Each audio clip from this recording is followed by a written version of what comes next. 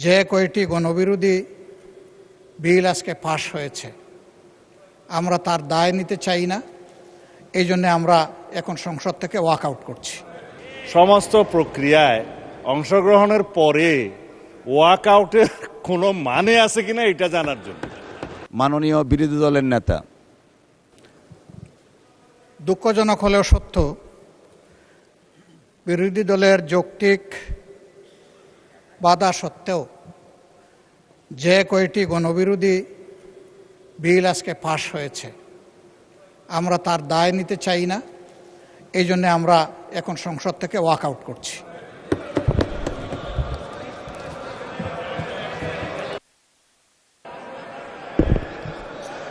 মাননীয় সদস্যবৃন্দ, আমরা কিন্তু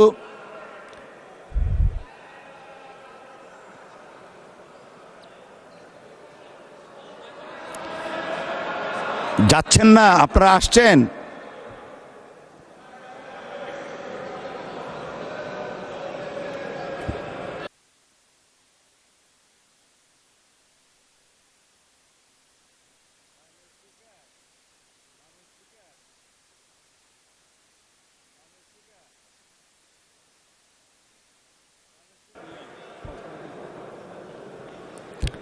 মাননীয় স্বরাষ্ট্রমন্ত্রী, আপনি কিছু বলতে চাচ্ছিলেন?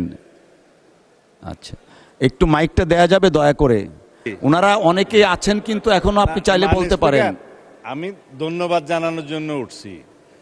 আইন প্রণয়ন প্রক্রিয়ার first reading, second reading, third reading সব রিডিংয়ে ওনারা সহায়তা করেছেন। কেউ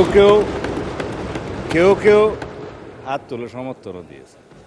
সমস্ত প্রক্রিয়ায় অংশগ্রহণের পরে ওয়াক আউটের কোনো মানে আছে কিনা এটা জানার জন্য। সমস্ত প্রক্রিয়া তারা অংশগ্রহণ করার জন্য ধন্যবাদ। আশা করি মাগরিবের নামাজের পরে আবার অংশগ্রহণ করবেন।